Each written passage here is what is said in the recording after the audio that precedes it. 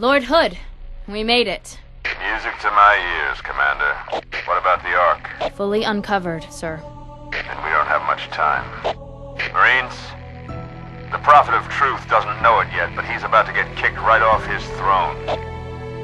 You will take our city back and drive our enemy into the...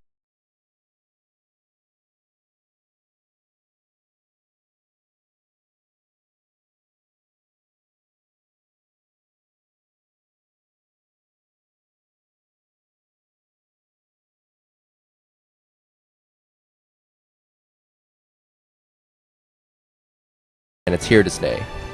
In the third and final chapter of the Halo trilogy, Master Chief is continuing his quest to save the Earth from the destruction of the Covenant and the Flood. Your mission is to destroy the Flood and save Cortana, while dealing with waves of enemies coming at you. It takes place in more locations than the first game did, and seems even bigger than the first two games. Also, many cutscenes are well directed and are always worth watching again and again. In this two-part video review, I will first be going over the single-player campaign modes and the awesome and new Forge and Theater modes. In part 2 of the review, I'll be going over the multiplayer and co-op modes.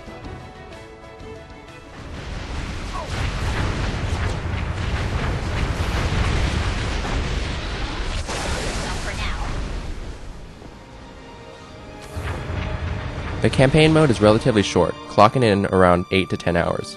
It is, however, worth every second because Bungie has made the pacing so that nothing gets too repetitive. Almost everything is back again from the previous games, like the weapons, vehicles, and environments, but there are also new weapons and vehicles as well, such as the support weapons and the mongoose.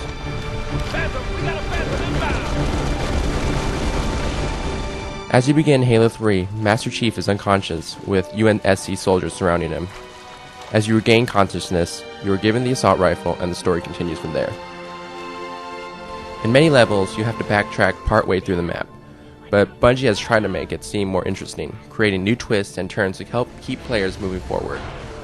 As you progress, you'll switch back and forth between locations, whether they are snowy, forested, deserted, or even destroyed. You'll find that in each level, there are several ways to beat it.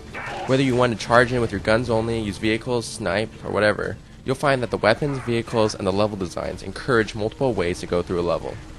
And even though the game is linear, the levels are wide and massive enough so that you can traverse old terrain multiple times without it feeling stale.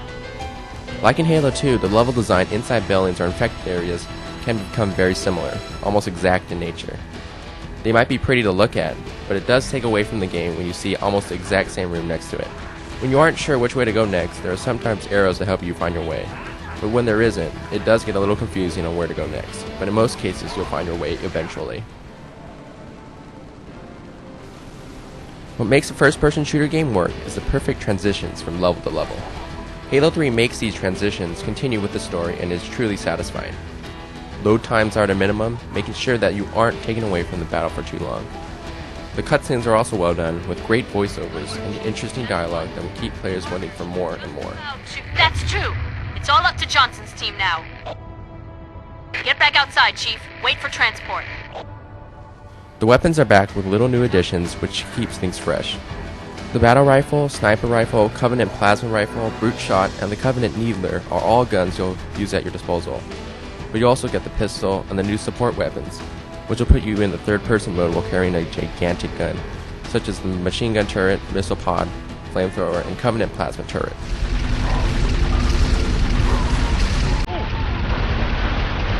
Dual wielding is back as well, although you can only use neither in one hand.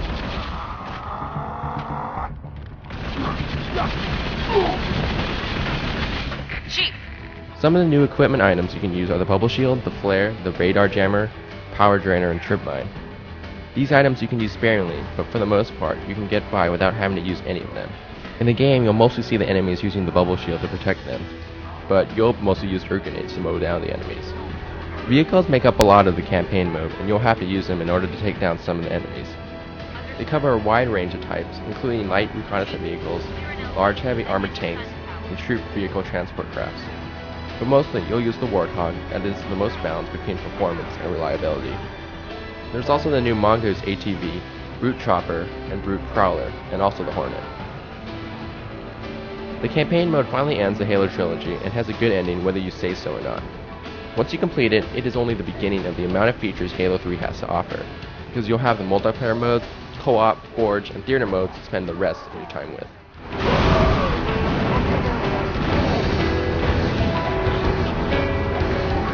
The Forge mode is unique because it allows players to add items, vehicles, and insert game objects into existing multiplayer maps. Almost all the weapons, vehicles, and interactive objects, such as the various crates and barriers, can be spawned and moved and placed into the maps. You have access to the menu where you can take away items, move items, and also place spawn points in certain areas to change the gameplay up a bit. Some of the user-created maps I've seen are the race maps, where you'll have vehicles to ride around the map in a race. When you're done creating your map, you can share it to the world and friends to see using the file sharing tool.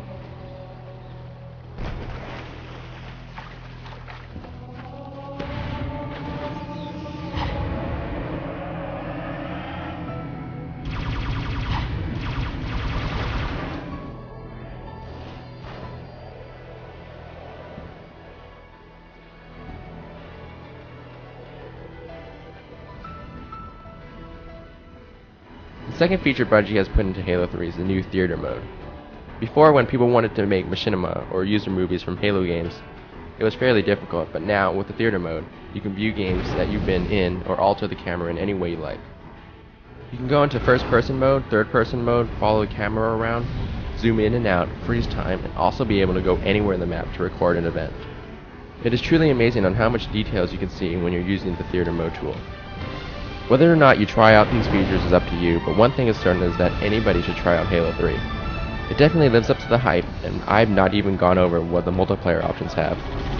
Take it, baby! The game is polished, well done, and has the ability to be played over and over again. That's it for my Part 1 review for Halo 3, and stay tuned for the next part coming up, while I'll be going over the co-op and multiplayer aspect of Halo 3.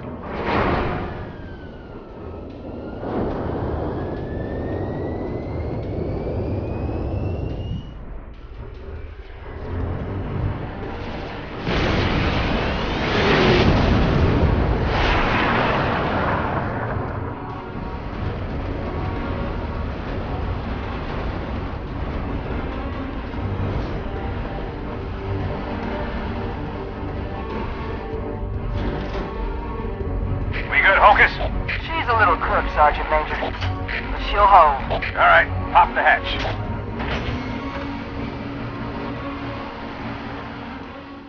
For the single-player campaign and Forge and Theater modes, I'll be giving Halo 3 a 9.5 out of 10. Stay tuned on cgaming.com for my next part in the Halo 3 video review, and also see new video reviews, previews, and gameplay.